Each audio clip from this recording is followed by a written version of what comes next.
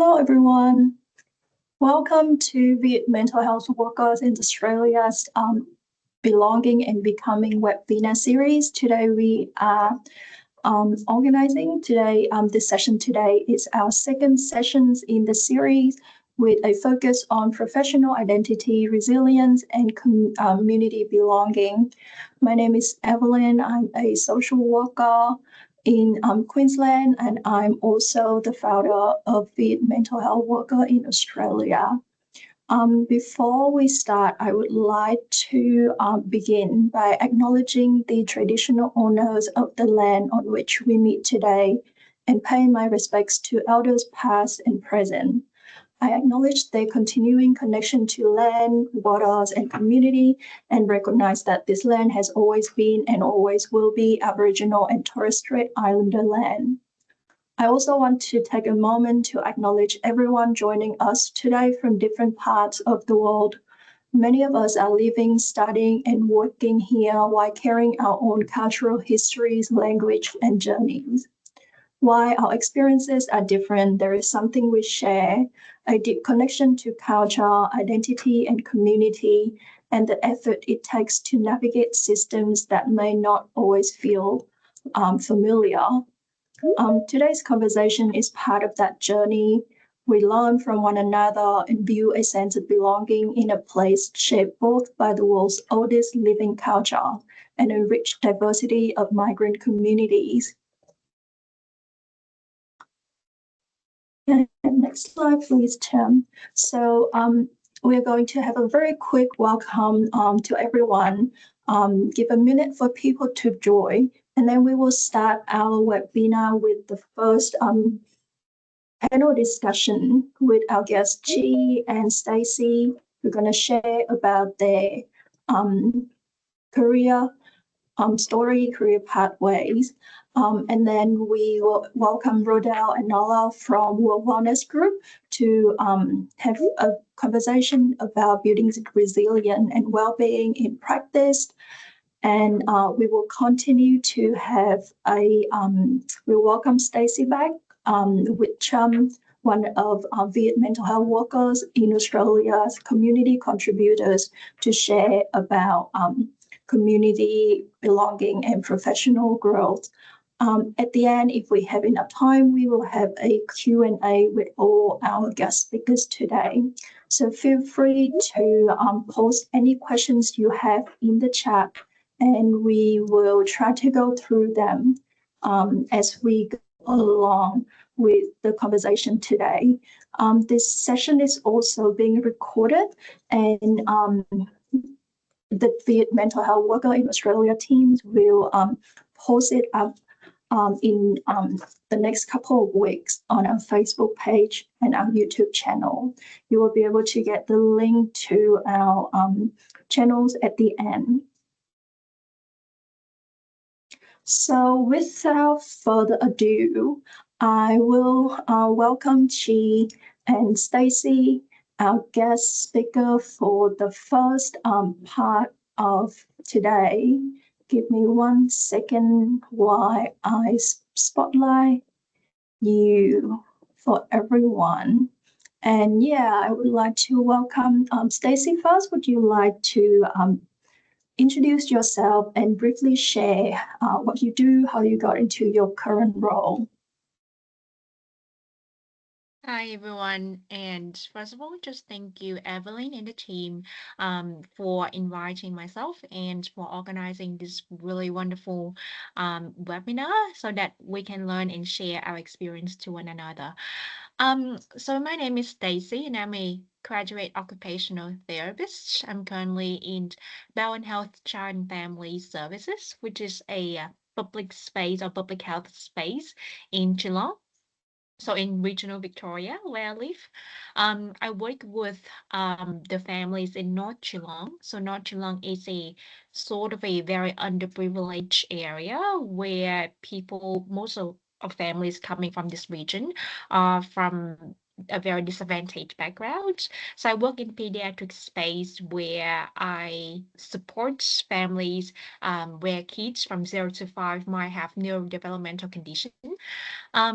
And very briefly how I got into my role at the moment. So I used to be an allied health assistant in Bowen Health, where I was working in a neurological space and oncology space. And in that role, one of my managers just very approached me very briefly and say, hey, do you want to apply for this role when you graduate? And I just took the opportunity to apply in return as an OT this time. So I've been working in this space for a couple of months now as an OT, and I absolutely love it.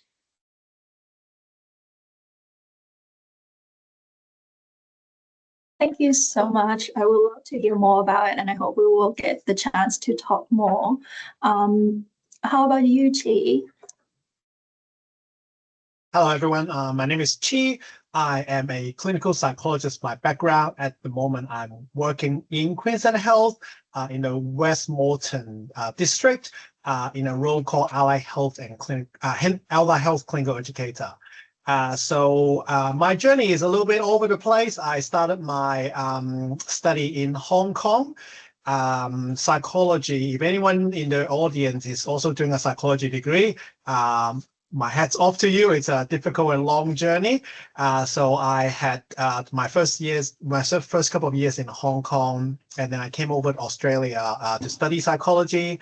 I was in 4 different cities to do my degree, finished my master degree, and I went into a private practice first, and I was doing different roles and different jobs with universities and NGO. And about 8 years ago, I joined Queensland Health.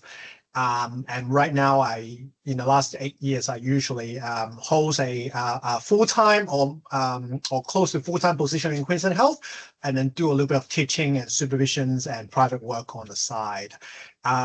So right now, I'm in a full-time role, and that's after trying different roles, noticing my own personal style change, such as I recently have a young son. He's almost 2 years old. And I also, as I go along, I clarify what brings me the most satisfactions, and I landed on the clinical educator role. So that's where I am, and I'm thinking this will be where I will be in the foreseeable future. Thank you so much, Chi. I think what you mentioned, when you share about your journey, I'm just a bit curious. I'm wondering if you, when you came to Australia to study psychology, did you have to start from bachelor? Because there's a lot of members in our community have that questions. They study psychology undergrad in Vietnam or in some other country, and they're wondering if there's any opportunity to come to Australia to study master. So maybe we go to that a little bit. And I guess another questions I had was just like about your path, your career path. Was it something that you originally planned for? Was it any kind of change since you start studying in Hong Kong and then moved to Australia and up until now? Thank you. So I'll try to answer most of it as much as I can. So I think for the study pathway part, so first of all, I'm still a supervisor in psychology. So I supervise professional psychologists, new graduate psychologists, and also quite experienced psychologists as well across the spectrum.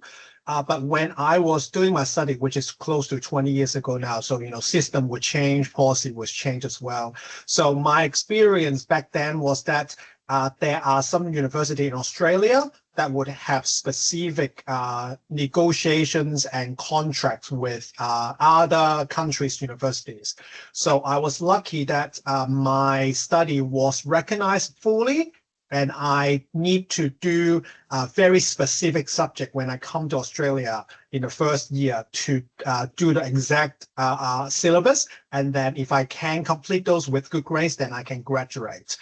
So that was how I got my bachelor degrees. And then in psychology right now, you still have to do an honors degree and then master degree in general. That's one of the major pathway to become a psychologist. So that remains unchanged. But in terms of if you're studying overseas in Vietnam, for example, you might want to talk to your student guidance officer, and you might see Australians universities sending representatives to universities as well, and those are the people you ask that questions for. In terms of my pathways, I think I had quite a clear pathway of wanting to study and become a psychologist, and I was quite lucky that even though it was difficult throughout, I was able to get in one course after another and complete my journey. While a lot of my other colleagues from Hong Kong at the same time, they might not be able to get into the next level of psychology training, but they would have done some other masters. I know my cohort from Hong Kong, we have about 10, 12 students that come over together. Some of them have completed a master in computer science, some of them completed a master in social work, counseling. So the pathway can divert and change as well. So the major change of my path is I always thought that I would go back to Hong Kong and be a psychologist there and stay with my family. But I decided to stay in Australia and work a little bit and get the experience as well. And kind of just it's a cliche, but fall in love with the lifestyle of Australia. I don't know about Vietnam, but Hong Kong traditionally has a very, very sort of high stress culture at work. They do earn a lot more money. Yes, there's that.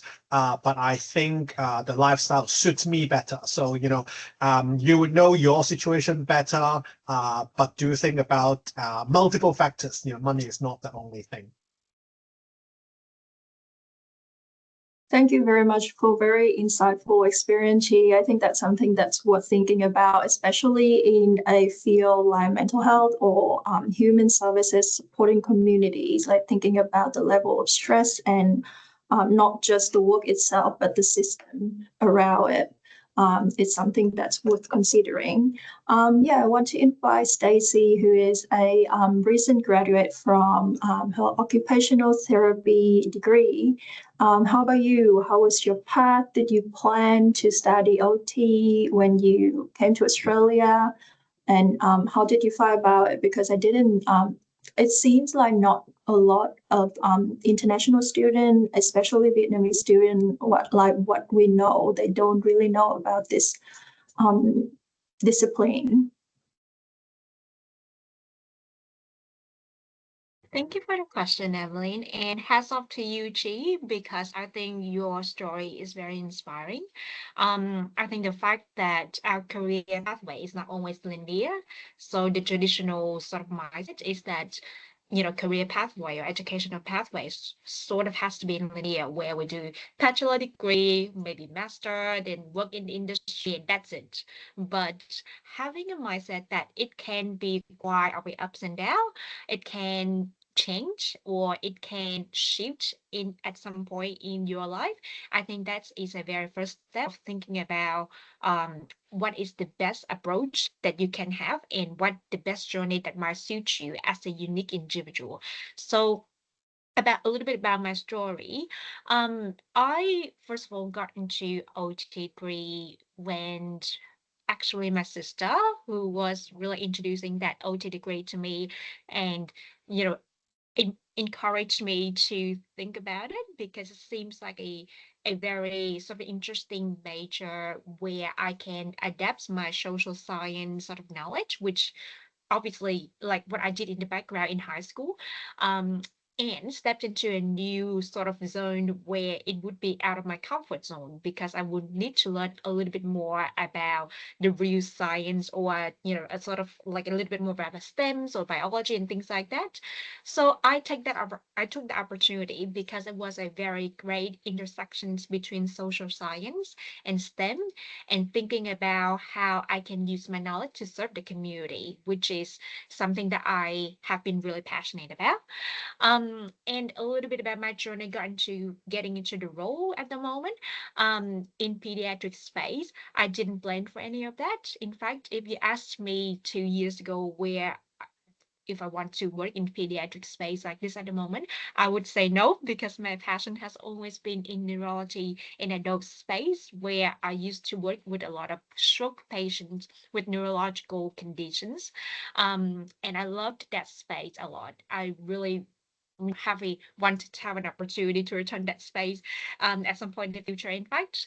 Um, but when I was offered this opportunity to do like rotational OT program, I was thinking that maybe I can come back to that space at some point. Maybe that I will do pediatrics first, and maybe that at some point I can return to adult neurology and really pursue my passions at some point. That's okay, because every journey is a learning journey, and every learning opportunity is a worth opportunity for your growth, for your professional development, and no opportunity is not a good opportunity if you really want to take that mindset and you really want to take that learning perspective to grow.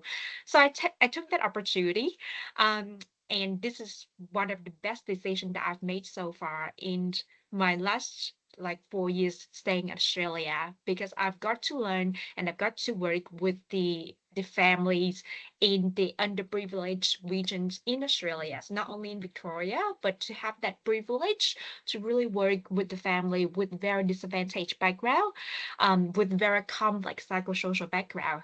How fortunate I am, and I think, yep, that's been my journey. There's a lot of changes in the decision making so far, but I think I'm really glad to land in this role where I am now, serving the communities with in Geelong communities in regional Victoria.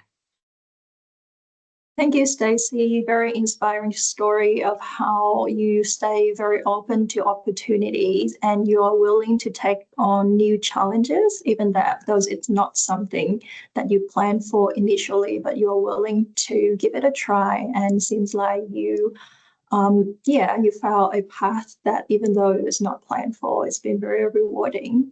So kudos to you. I think talking a bit about what your experience, we often have questions from international students, especially, and also multicultural early career clinicians or graduates who often experience insecurity, whether due to some language barrier, confidence, or visa restrictions. Was this something that you experienced when you first started working in Australia, or was there some other challenges that you faced early on in your career and what helped you move through them? Can I start with you, Chi?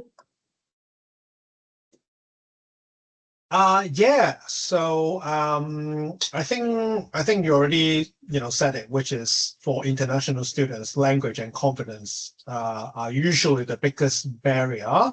And I think in mental health specifically as well, because a lot of the time in mental health, the communications with other people, either through verbal communications or written communications, those are very important. And those are, I would say, what my biggest challenge was. I think just like doing anything else, cooking, driving, playing instruments, to be good at something, there's not a lot of corners you can tick. You just have to get in, you just have to make mistakes, you just have to try and get better and better over time. So I would say, yeah, language and confidence were my biggest challenges. And to be honest, to date, they still are. Yes, I still feel insecure and anxious, especially when I'm doing something unfamiliar, like, talking to the Vic community about, mental health, which is something that I don't usually do. So the truth is the tasks themselves don't get easier, right? But we get better over time doing it over and over again. So yeah, I would just end with this. I think, people often say, oh, I'm not confident enough to do X, Y, and Z, and then they don't do it. They say it like, and they give themselves the reason like confidence itself is a requirement to try. They need to have the confidence in order to try. But actually, it's the other way around. The more you do something, the more you do it, the more confident you become. on that particular task, and the more confidence you have built for the next big challenge that's coming your way. So the next time you face a challenge, trust that you'll be okay. Trust that you'll come out stronger and better. Thank you, Chi. I just wonder, you share with me that you used to supervise a lot of provisional side and even experienced clinicians from multicultural background. You also work at the Tram Cultural Mental Health Center. How was there any kind of key moment for you when working there that you would like to share with someone who's starting out, experiencing those kind of insecurity? Do you want to give a moment to think? Yeah, I think with supervisions, it's interesting because we, as I think I do as well, as an immigrant, right? English is not my first language. My insecurity would be that, I don't even speak the language perfectly. How do I supervise someone? How do I teach skills in another language? But the truth is, I think I have never got the feedback from my supervisee to say, your English is not well enough. I don't understand what you're saying, and therefore, I don't think this is going to work. Now, to be fair, this is confirmation bias, right? The people who have left me probably, and the people who didn't leave me the feedback probably, didn't understand what I'm saying, right? But I think, I would think, this is such a big challenge to overcome. But at the same time, my supervisee would have stayed with me for years and years, and a lot of professional psychologists and a lot of students have given me a positive feedback. Do I have a balanced view of positive feedback and then, my insecurity? Probably not. I still feel like, I'm so insecure. I can't explain myself clearly. I think, rather than like a specific examples, I think it is important that over time, you build up more evidence, you put up more example and cases for yourself. And, remember the people you have helped along the way, and they are not helped by you because you speak perfect language. They're helped by you, they're touched by you, you have inspired them because you give give them the support, you give them the safe environment, to discuss their vulnerability and discuss their challenge. That has, something to do with language, but language is not everything. Yeah, I totally agree. I remember there was one discussion on those professional community practice when someone asked whether they have to speak perfect English to work in Australia. And I think the sentiment was that there's a strength when you speak English as a second language because you tend to use simple terms when you talk to people. And I think when we work in mental health and community services, sometimes people, they are not familiar with a lot of the jargon that used in academics. So being someone who comes from a different background, it's helpful that we have that kind of ability to translate very complicated concept to something that is kind of user-friendly for those who need to access service. So that's a different way to think of language barrier. And I think that's a very good point, and that's really, really worth highlighting as well. A lot of the time, simpler is better. Simpler is better. It's very rarely that we help people in mental health by using a lot of jargon, by using a lot of professional language. We help people mostly when we can connect with them, when we're using relatable and understandable language and skills for them. So yeah, Evelyn, that's a great point. Yeah, and I think also just at the top of my mind when you were speaking, in counseling and therapy, we are often encouraged to clarify with our clients, right? So sometimes when we don't understand, maybe because of the ways they speak, maybe because of the language or any other factor, we can clarify. We say, hey, is it what you mean? It's actually help to build that relationship with the client because we are willing to show that we want to understand their story. So yeah, there's several benefits for not speaking English as a mother tongue. And we will continue to talk more about that if we have time, but I just want to move on to the next question for Stacey. You, like I mentioned, you have you just start working professionally as a graduate OT. Since then, was there anything that comes as a surprise for you about, say, job expectations or the way you communicate when you work professionally in a role like that? And I think the graduate role is something that's quite interesting. Would you say? I will ask Chi a bit more about this because Chi also have experience supporting graduate, allied health graduate in Queensland Health. But basically, I want to chat a little bit about the graduate role. What are some of the benefits for people to considering getting into a graduate program when they finish their study? And from your experience, Stacey, what do you think? Yeah, such a great question, Evelyn.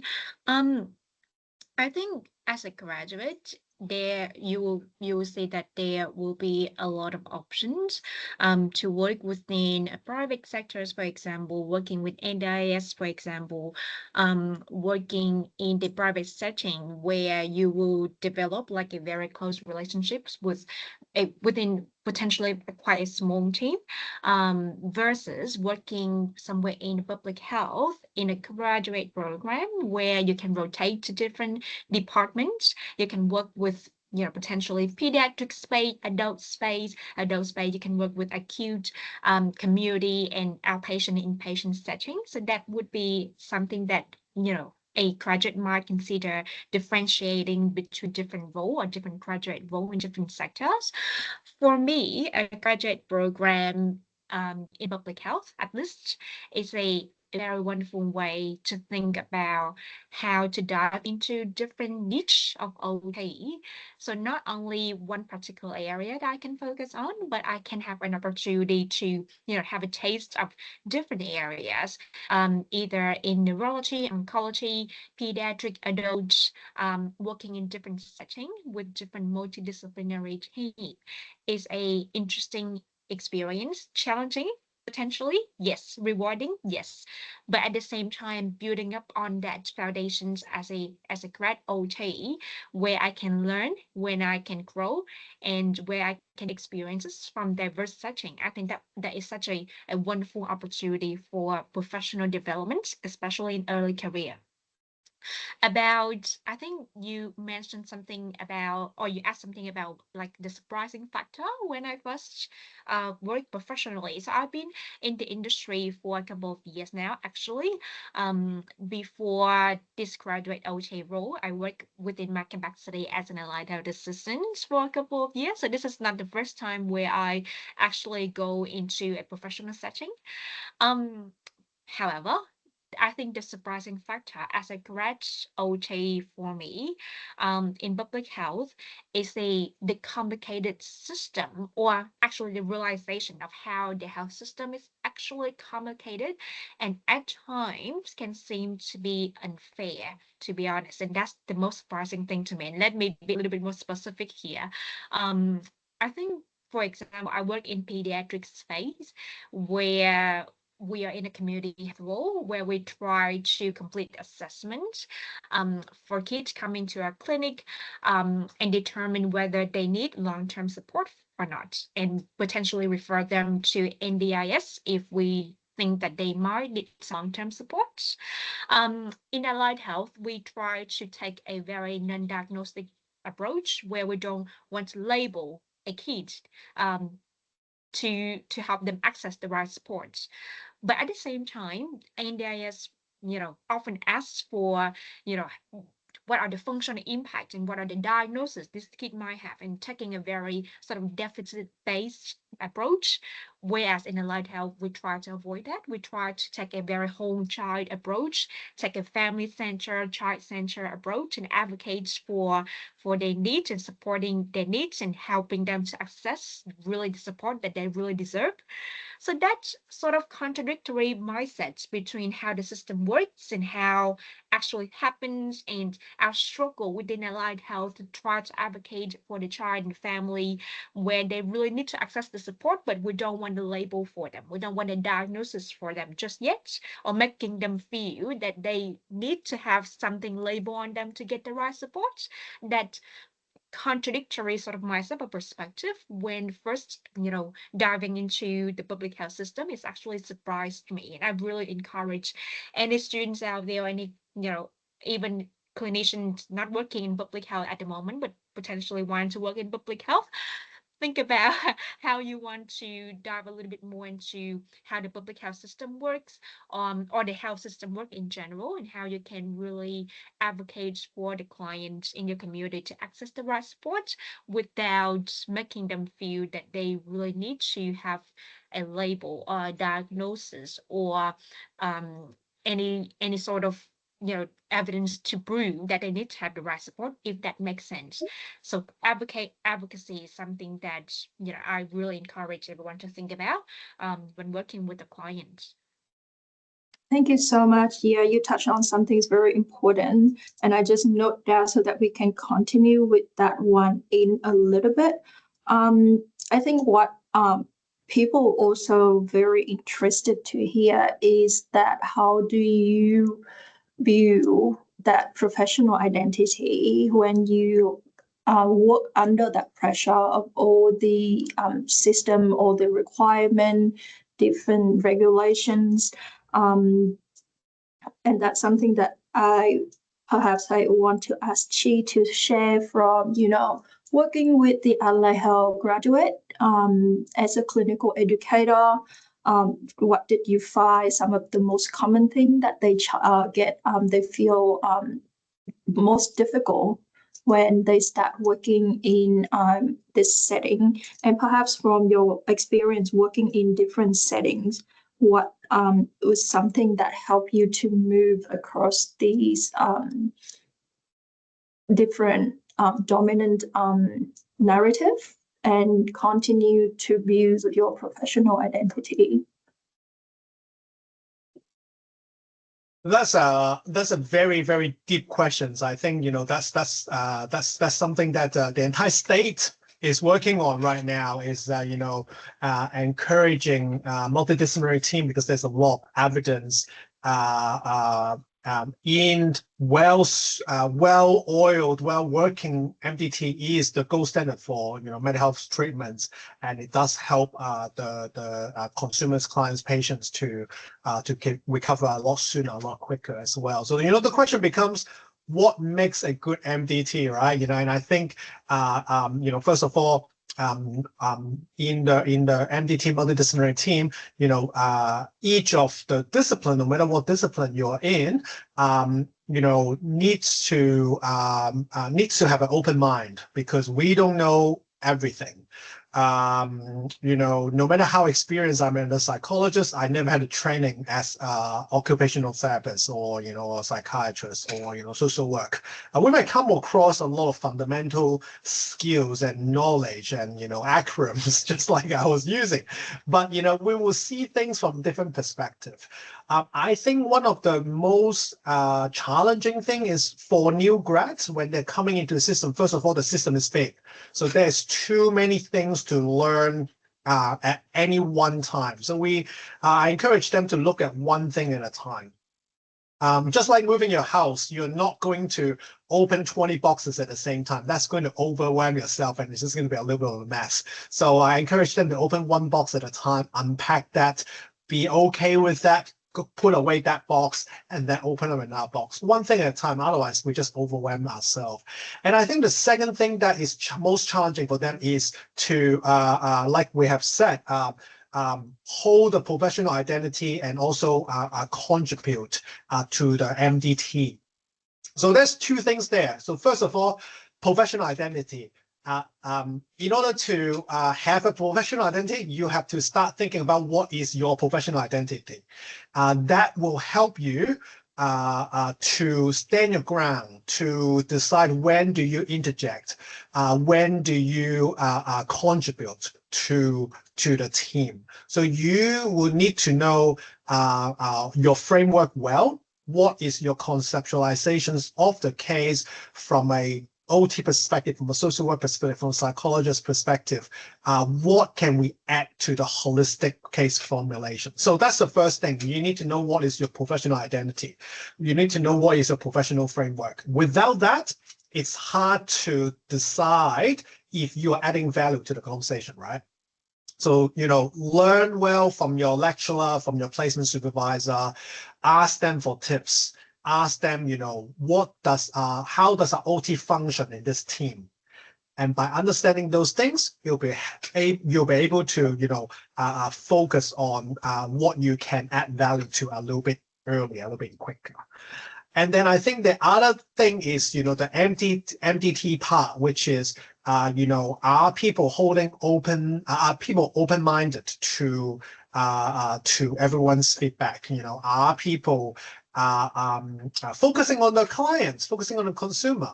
And I think that's something that we can always do ourselves respectfully, which is using language. For example, I might say something to Stacey. We're in the same team. Oh, Stacey, can you tell me a little bit more about, from the OT perspective, what you might have to add to this?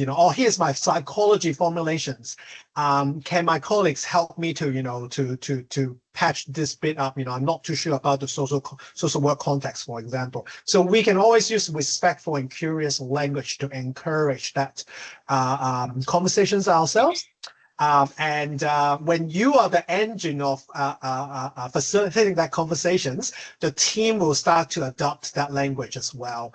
And the one thing that we can always fall back on is about the client. Sometimes, we are always, I assume that most people are quite passionate about mental health and, helping people. Therefore, we get into this industry.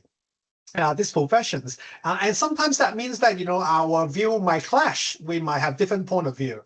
But at the end of the day is what is the best to do, what is the best the team could offer for the client. So if we always have that to fall back on, the conversation usually could be okay and could move forward.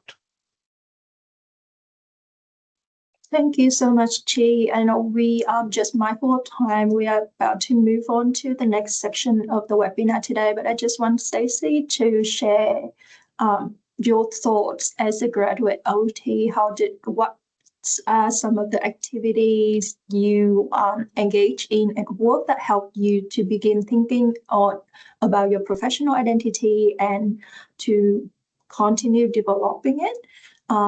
What would you recommend that people can focus on? Because when you just start working, there's so many things, right? Yeah, I think there's a couple of things that she already mentioned, and I really want to put a highlight on that as well. I think using your professional language, whether you work in whatever allied health space, or even if you work in not allied health space, you might work as a doctor, for example, or a nurse, for example, there will be certain language in your profession that really highlight your very particular, unique characteristic of your professions. So for example, as an OT, I'm really passionate about thinking about the occupational performance of the clients, or the occupational participation, so balance of the clients. And I try to use that language in the case conference, for example, or in the NDT sort of discussion, for example, to really advocate for our role as an OT in this setting. For example, I think that would be something that I would recommend other OT grads or other grads to think about. The other thing that I would really highly recommend for everyone, even if you are a student at the moment trying to do this, is to really seek support or seek resources from your peak sort of organizations, or the organization of the discipline where you work with. So for example, as an OT, that would be OT Australia. But I know that every profession has a particular sort of organization that you can associate with, that you can sign up memberships for. And as students, most of the time it can be free. So you can have access to a lot of resources, webinars, recordings, templates, handouts, a lot of resources as a student for free. As a new grad, you get that as a discount for most of the time as well. And that will give you a lot of updates on how the organizations or the profession is moving in the industry or in the country where you work with. Updated research on updated evidence, for example, on how research is currently doing with particular topics in your industry and things like that. And the other thing to think about as well as a grad or as a student is to think about how you can use the networking opportunities, whether in the organization where you associate with, or even in the communities. What are the networking opportunities that you can reach out, that you can be a part of, that you can network with other people, like-minded professional in the industry, but not only in the industry or not only in your professions, maybe the professional in other professions as well, to think about what our people perspective are, how we can learn from one another, how we can exchange and contribute to the bigger organization or the bigger community and strengthen the community as well. And in that, I usually find myself to have a different sense of connections or a different sense of belonging in the work that I do or in the practice that I do as a grad OT. So yeah, that's the three things that I would highly recommend students, graduates, early career clinician to think about and to really advocate that for yourself. Thank you so much. Very insightful, Stacey. And there's a lot of good tips for people to think about. Really appreciate all the insights that you share. And we will see you in after this section again when we can continue this conversation. So now I would like to invite Rodel and Najla from Wellness Group.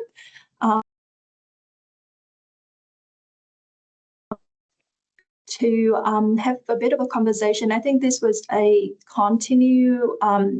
bit of continuation from our last conversation when Kane was with us, Rodel. We talk a bit about burnout, and that's a topic that a lot of students and early career clinicians are concerned about thinking when they think about working in mental health. Yeah, before we go into this discussion, I just want to invite both of you to share about your background, your experience. You both seem to work for a long time in this space. So maybe one just advice or one tips on how you sustain yourself in this work. Let's begin with Najla. Yeah, hi everyone. I just want to start with a simple question. How many of you choose social work because you genuinely care about people? And now another question. How many of you already feel emotionally tired even before graduating?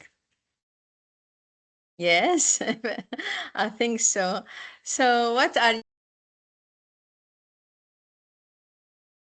Yeah, I think people just raising.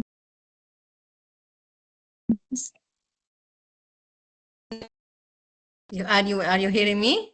Yes, yes. Yeah. So did you hear second question? Yeah. Yes. So what you are feeling is not weakness. It has a name. It's called burnout. And burnout is not when your body is tired.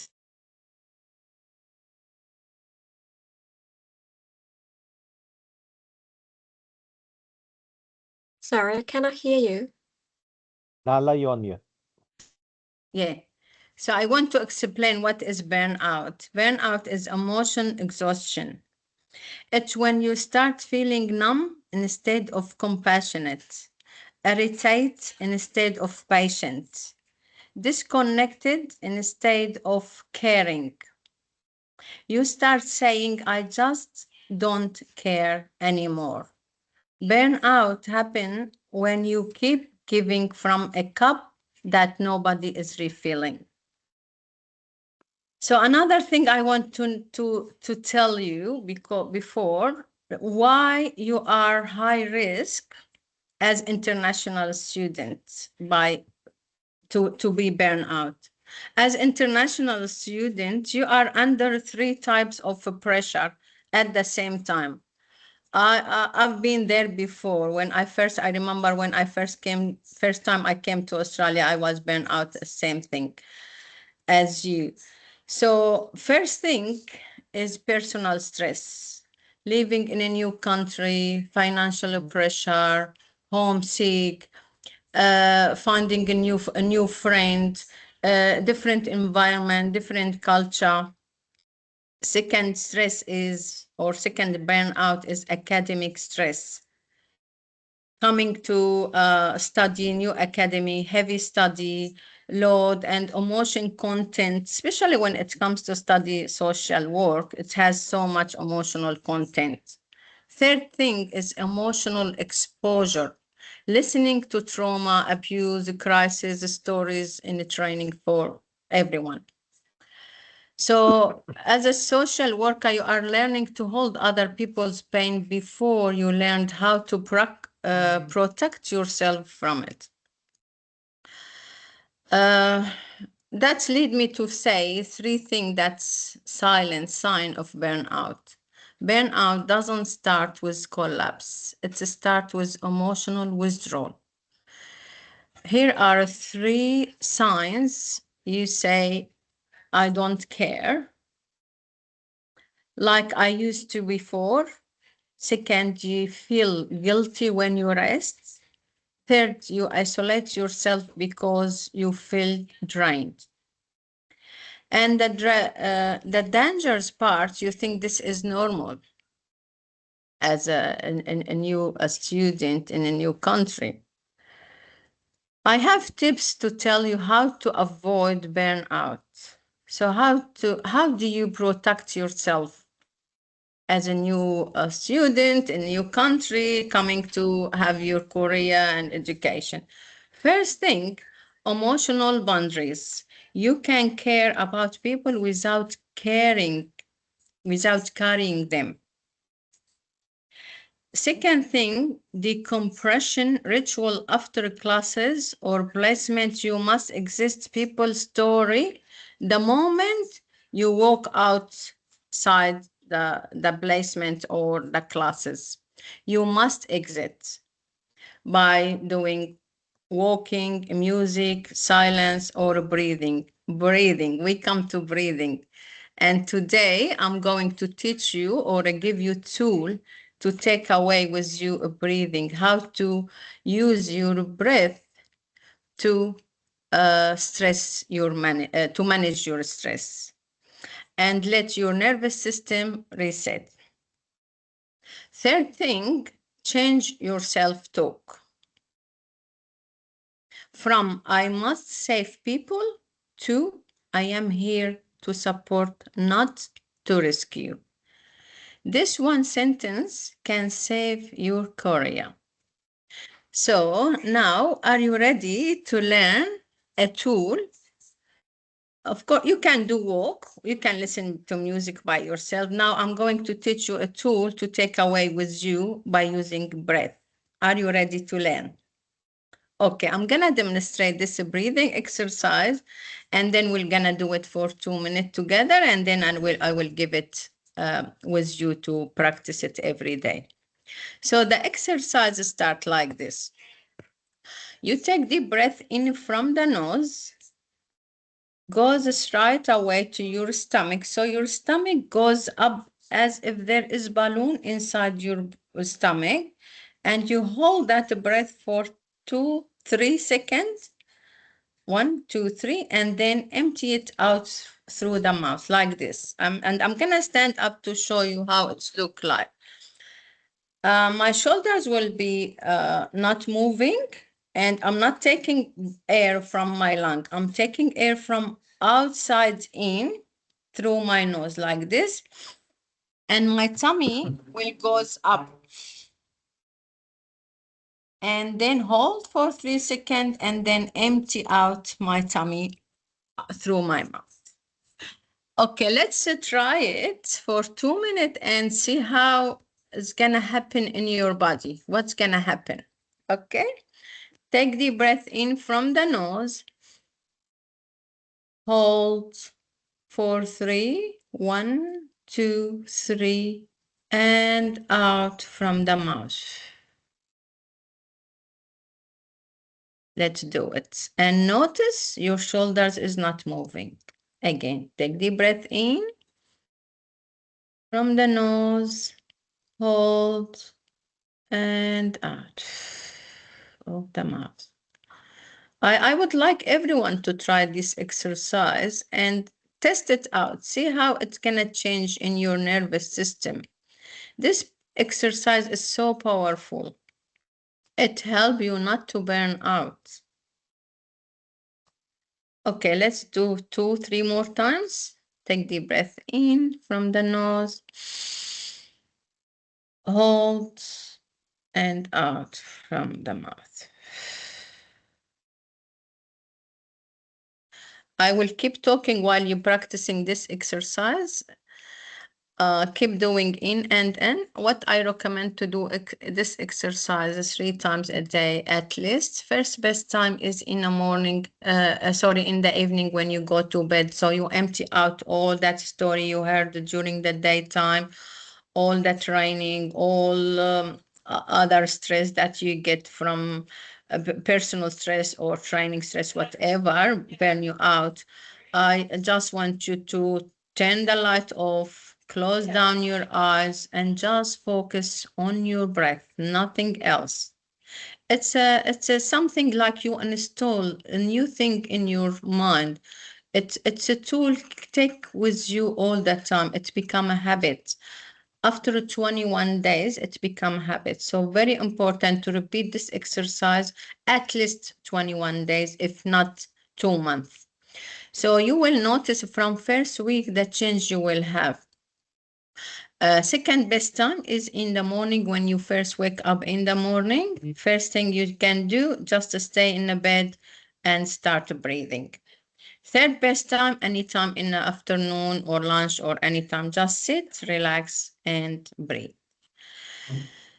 Then you will notice the difference. If you don't learn how to protect your energy now, the career you love will become the reason you quit, and you don't want to quit. You come here to achieve your goal. The best social workers are not the most caring. They are the one who know how to care without burning out. Thank you. If you have any question, reach out for me. Thank you very much. Really appreciate the practice that you share.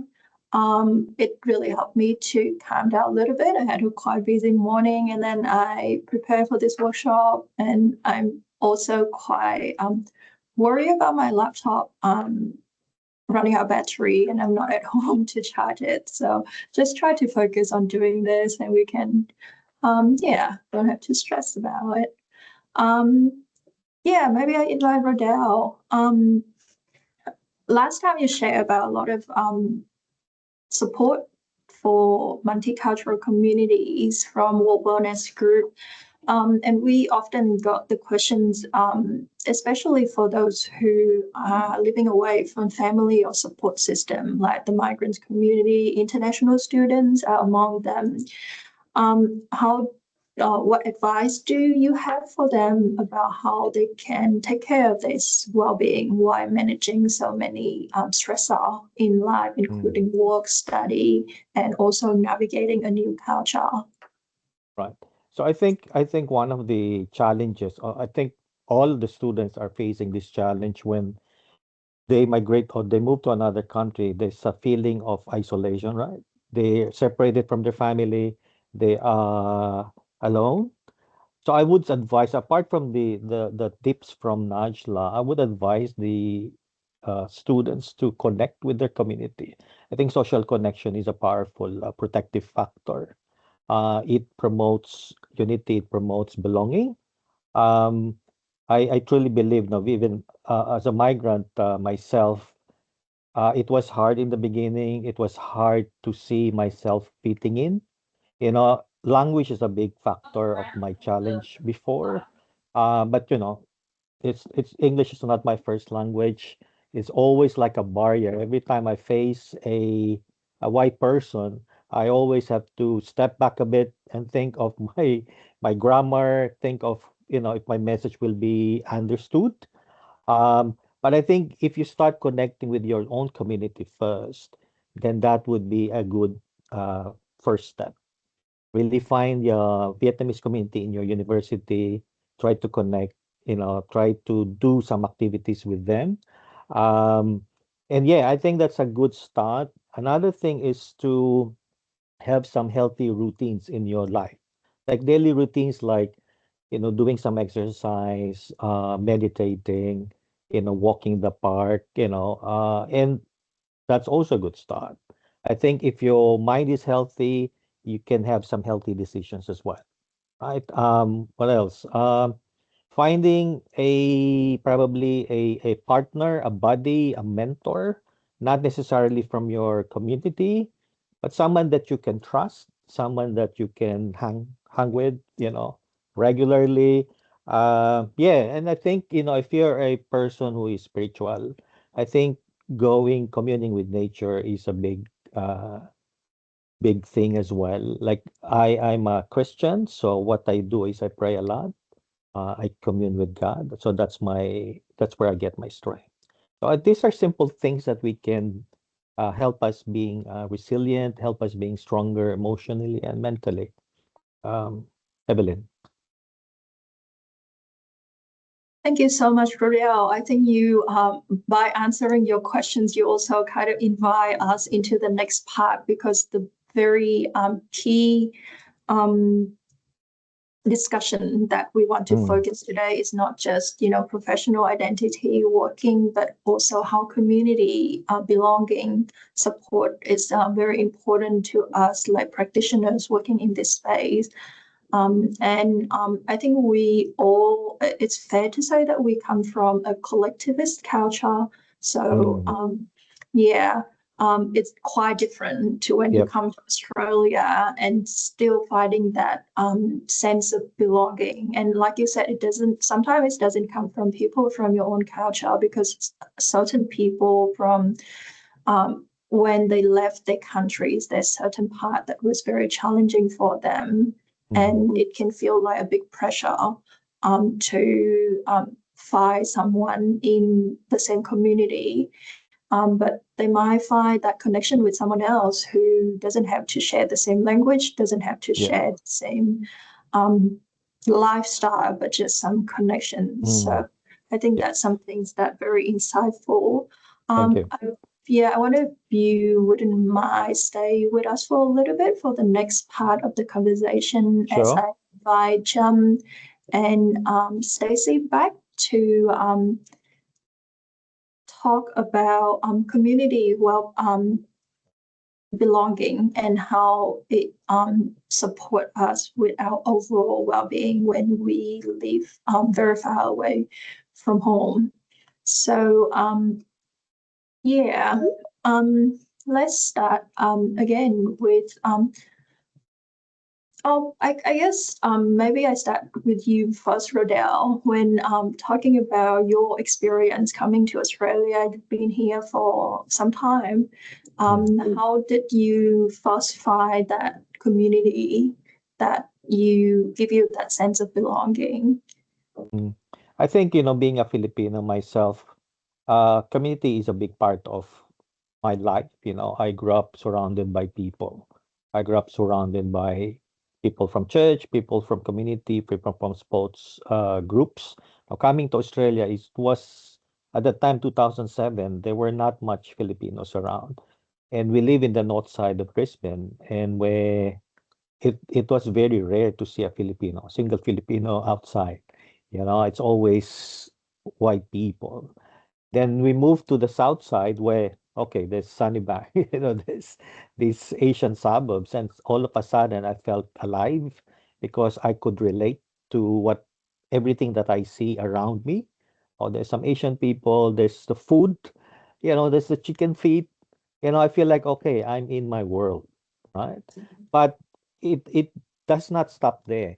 And then eventually I started longing for similar or shared practices, similar beliefs, similar judgments in life.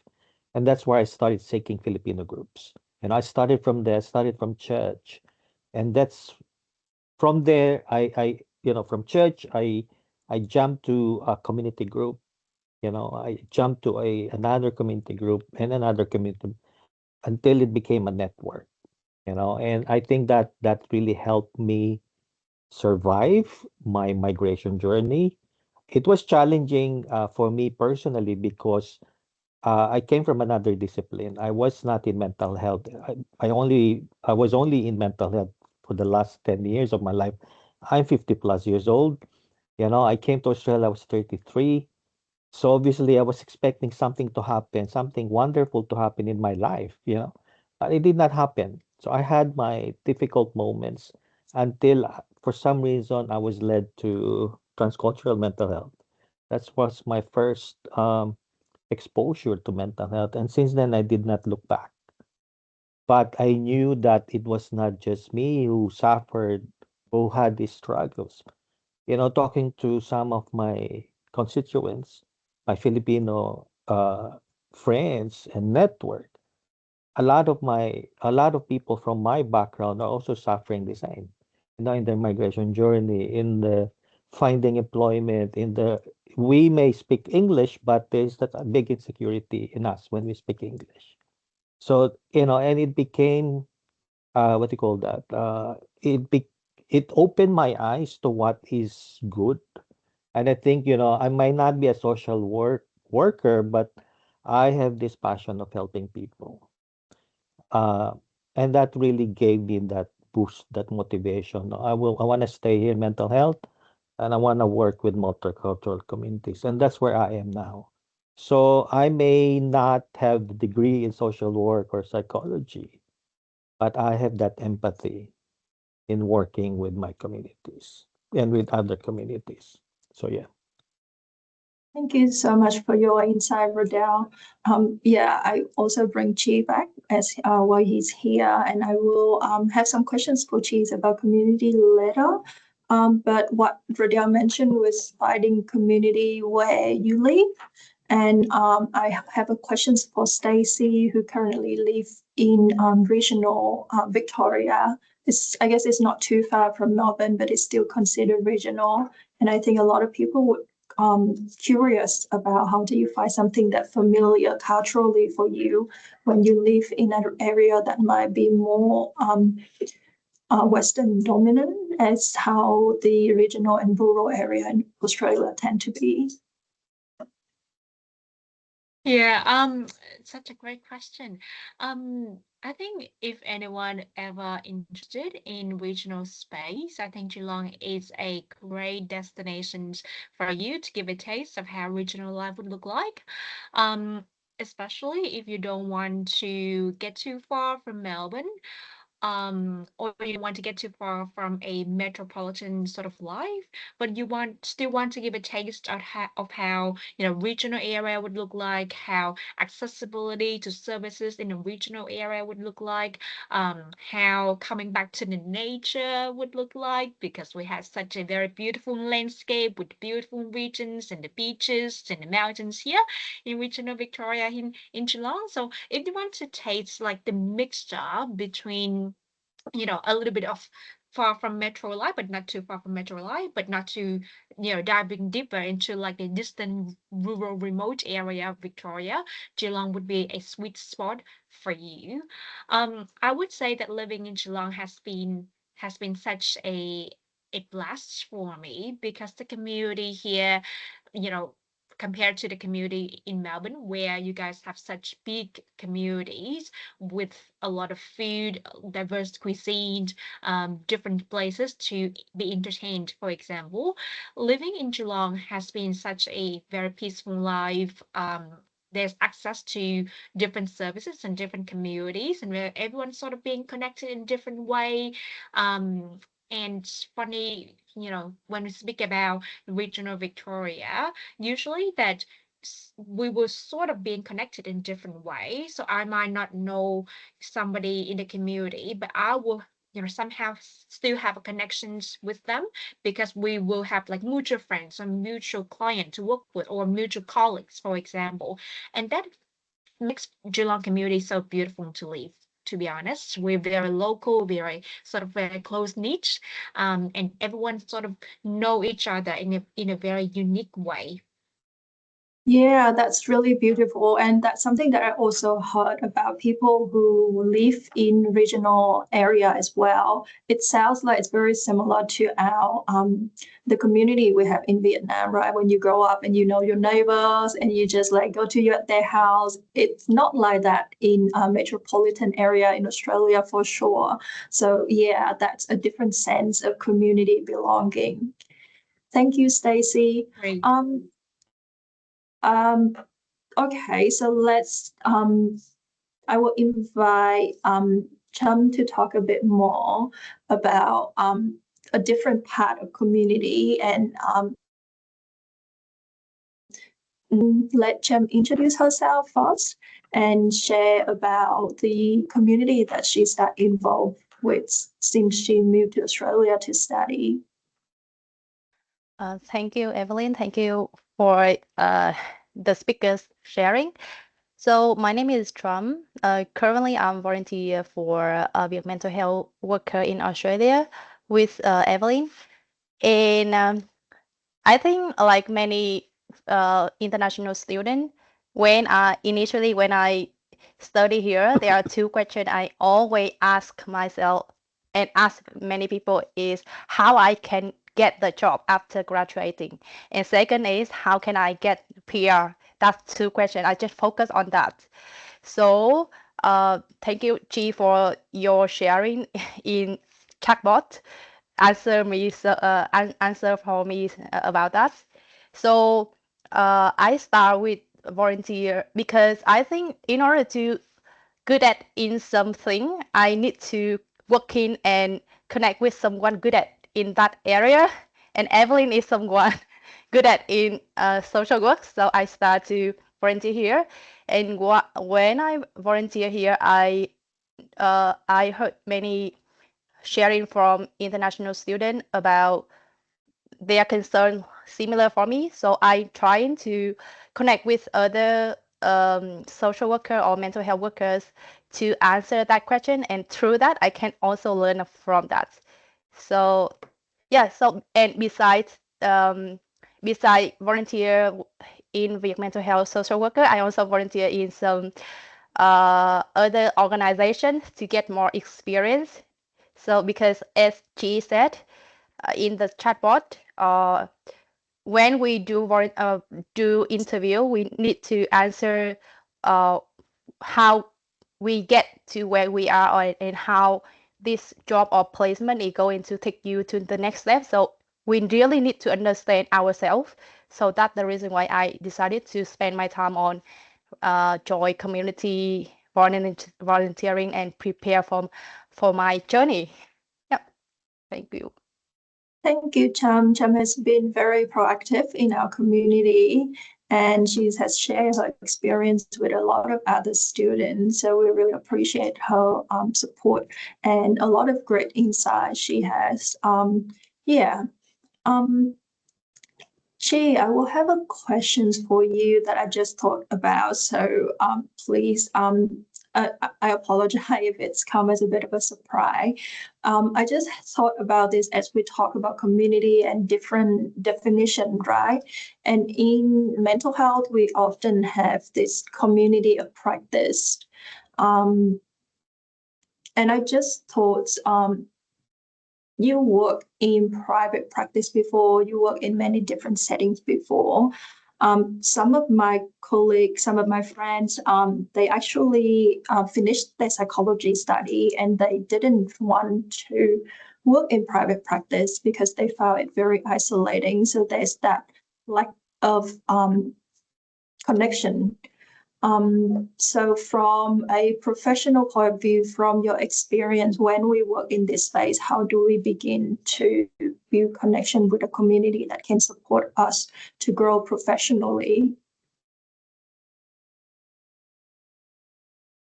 That's again a very deep question. And I think it touched on the phenomenon that yes, private practice had become quite a tempting options for new graduates in psychology to get into. Because on paper, it looks like, you have a lot of freedom, you're the boss for yourself, the hourly rate seems amazing. There's government rebates, there always seems to be a lot of referrals and clients around as well. So on paper, it does look quite amazing. There is a lot of hidden barriers when people enter the private practice. Such as, for example, referral pathways, a lot of the doctors already have a friendly psychologist that they know do good work that refer to. So how do you break into that is one issue. At the beginning, you will be outlaying a cost and you're not, earning a wage. So you'll be worried about your income week by week potentially as well. And also, I think one of the things that is a blind spot for a lot of new graduates is that when you are freshly graduated, yes, you have done a lot of training. However, there's a strong transition between being a student, professional psychologist, into being paid to do a job. And that sometimes that transition is completely disregarded by a lot of new grads until they run into that, like you said, Evelyn, the problem of, I have no network, I have no support, I have no one to sort of have that water cooler talk to during lunchtime. And that put a lot more stress on themselves, not to mention that all the administrative tasks of seeking referrals, looking for a room, setting up Medicare and high cap machines and all those stuff, it takes away from your time and your focus to sharpen your therapeutic skills as well. So I know I'm speaking from like a psychologist's perspective, but I'm sure it would have some resonation to other health professionals who are trying to, graduate and then go straight into private practice as well. So that to me as a, more experienced psychologist and supervisor and have seen a lot of professional transitioning from being a student to being a paid professional, and that is a very common thing that I've seen. So I think before people decide to go into private practice, find a supervisor, have a connections with Facebook community, with the professional network. So, like Stacey said, connect with the professional forum or professionals of association. Ask for those things early before you put in a lot of effort and money as well into deciding that, yep, that is the path that you want to go down. I started in private practice as well. So, don't get me wrong, I wouldn't change it. I think private practice gave me a lot of skills and a lot of initial opportunities to work with clients. And I absolutely love the work that I did with my clients. But there are hidden challenges that as a fresh graduate, you might not be able to see unless you talk to someone who's more experienced, who have set up their own business, who have gone and, gone through those challenges themselves as well. And on the flip side, that is a better advantage of working in public mental health system or even an established group practice as well. You have, your room set up, you are you have your admin support set up, you have colleagues that work in the same building, you have MDT, whatever your setting might be, and that could be a more, I would say, a smaller hurdle to come across, to overcome when you just graduate. Thank you, Chi. I really enjoy your sharing, and I just thought, and I will build up on this question for other guests here. But when you mentioned about building that community when you start working, what are some of the benefits that you can share to our audience today who are student or early career clinicians of that connection with colleagues, what benefit it will bring to us as a professional, but also personal growth as well? I think is, when we talk about professional network, sometimes it feels like, we have to go network meeting, we have to go out for drinks, we have to do, a lot of sort of social activities. And I think sometimes that network depends on who you are and how much you enjoy the networking. Sometimes the professional network that we're talking about could even be just keeping in touch with 3 of your best mates from uni. Sometimes when uni finishes, people disperse and go to different suburbs, live different places, get different jobs, and stop seeing each other, and stop that connections. The university connections that when you're going through a training already is a very established ones. All of your colleagues then, all of your peers are going into a same sort of challenge as you are. So keep in touch with them, not the whole class, not the whole, 50 social workers that, graduate together. Pick your best 3 mates. When I go and talk to a psychologist who are about to graduate, I say, put in your phone, after you graduate in 6 months' time, touch base with your mates. Put in your diary already, put in the contact already, make a date, go out for drinks, have lunch, do something fun together, and share what it has been like for 6 months. Having a sort of reality check with your friends is really important as well. Make sure that you're talking about, what your work is like, how your team is treating you. Do you feel respected? Are you comfortable in sharing your ideas? Where your professional focus is at that point? Even how much are you getting paid? Having an idea of how you're being treated compare with your peers will give everyone an idea of, am I underselling myself? Am I working way too much? Is my supervisor treating me well and providing a safe environment for yourself? That is the professional network that you have already built. You just have to keep it. And as you grow, as an early career or more established career clinicians, then you will start to look at, I'm very interested in particular skill sets, for example. I'm very interested in a particular population, for example. Then you can go ahead and start linking with those specific topic networks. But right now, what you have got already is your friends, is your peers, is the other students that is in your same course. Use them, keep in touch. I'm sure they would appreciate that. Thank you so much, Chi.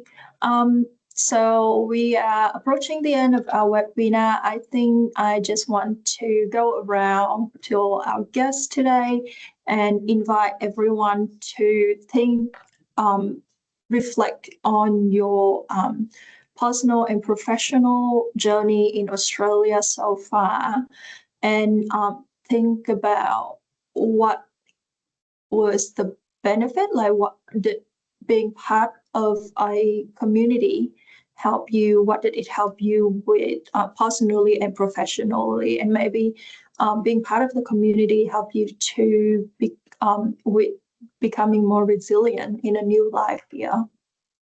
So my question is, one thing that make you feel like you are stronger, more resilient as you transition to a life here just by being part of a community. Rodel, would you like to start? Yes, I think I owe my community, my job through my community, because my first, I think, role with transcultural was a bicultural worker for Filipino community.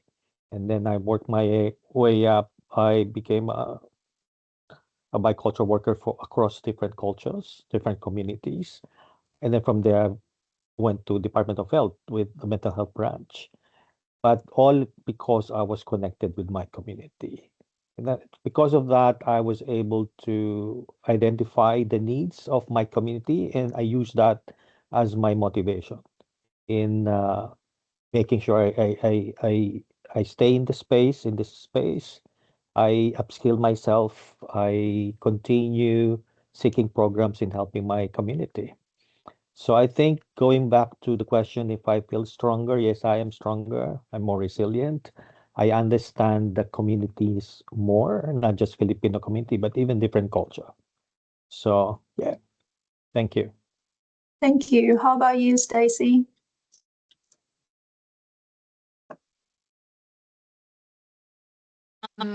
I feel like, first of all, I think that I have a lot of ideas for this question, but just to clarify with you, are you looking for how connecting with the community sort of reinforce our resilience? Is that like the question that you're seeking for the answer? Yeah.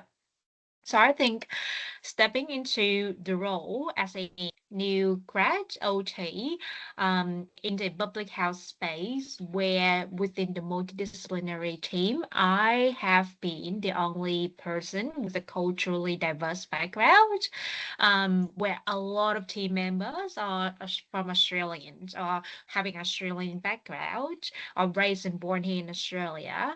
I think the first thing that I did that really helps me to connect with the community and reinforce my resilience in this space is just to accept my cultural heritage, because accepting the fact that I might not speaking English very perfectly, I might coming from a very unique background, by saying, hey, to my colleagues, hey, I'm actually from Vietnam. I'm not originally from here.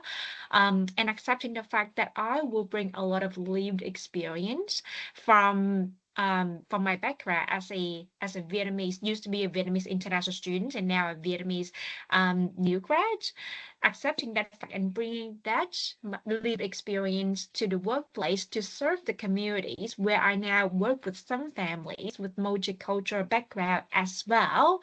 That's something that, first of all, have really consolidated my sense of belonging and my sense of connections to the place that I work with, to the team that I work with, and to really reinforce my resilience in a way that I didn't expect as well.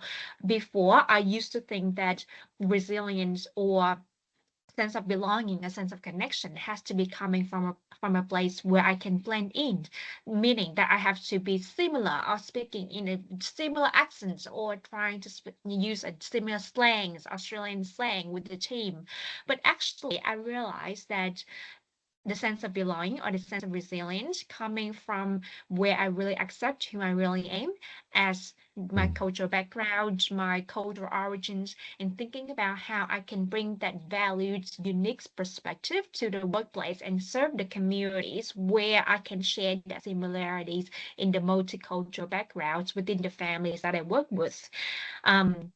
And realizing that, having that all together and sharing that with my colleague to say I can bring that live experience and I can serve better as an OT really has been really reinforced my sense of belonging, my sense of connections, and most of all my resilience as well.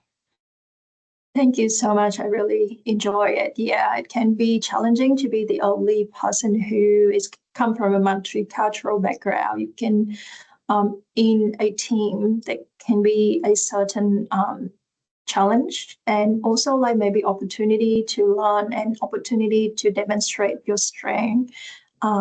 You're coming from a multicultural background as well. Thank you for that. Chi, how about you? Was one thing that you found from being part of a community that helped you be resilient or has benefit your journey professionally and personally?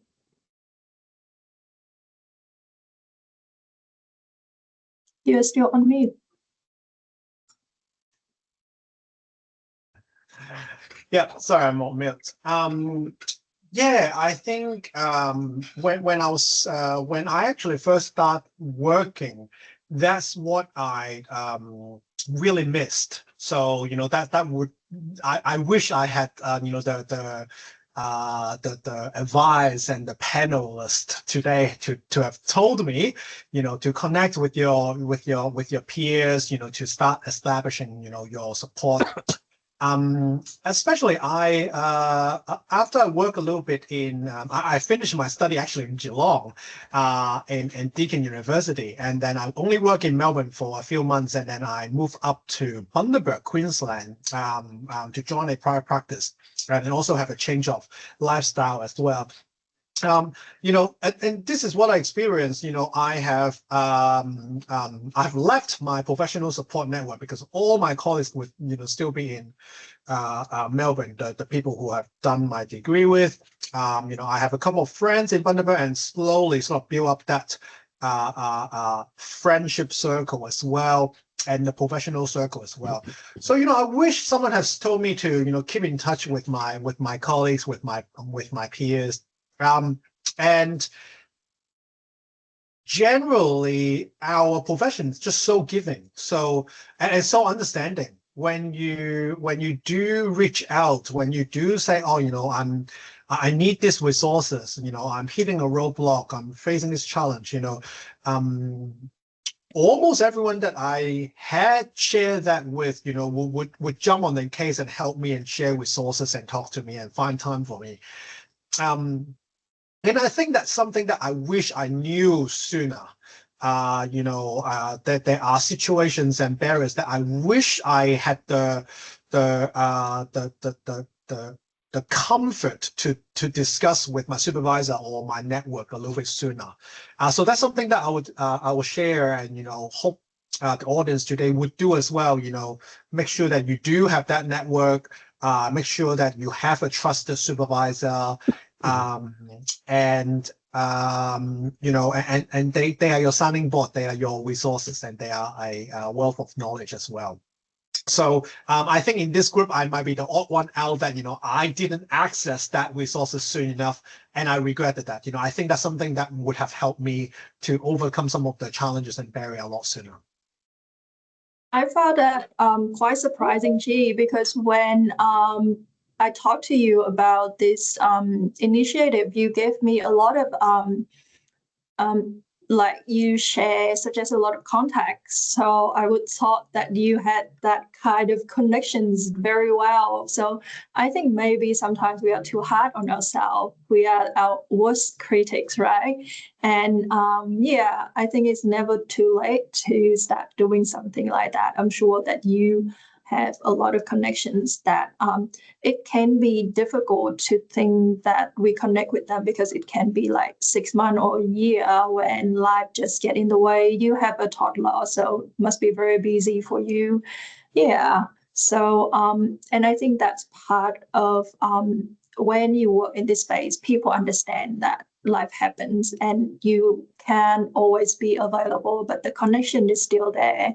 And there's still a lot of opportunity to contact with others. The previous webinar, I invite some friends who I haven't spoken to for a very long time. And we didn't know that we both work in Queensland Health until I joined a workshop. And I saw his name in the participant list, and I messaged him, and we like connect again. So yeah, things like that happen. And it's okay, and that's part of what community will always there for us. So I'm just mindful of time that we at the end of the webinar today, we don't have the time to go through all the questions. So like I said in the beginning, after this webinar, the Viet mental health workers community plan is to continue this discussion, continue this sharing, but in different form. Like I will reach out to people who have come and shared their experience over the last 2 webinars and arrange some personal sharing of their individual story, asking some more questions from their journey. So if Cham, if you can help share the slide. We have like I mentioned, we have a Facebook group, and we also have a YouTube channel. The recording of this webinar and the previous one will be uploaded on both platforms. So thank you very much for your time today. Hope you enjoy your weekend, and hope to see you again in the next conversations that we will have together. Really appreciate your time. Thank you, Evelyn. Thank you. Enjoy your Bye-bye. weekend. Thank you. Thanks, Bye-bye. everyone. Najla. Bye. Bye-bye. Thank you. Bye-bye.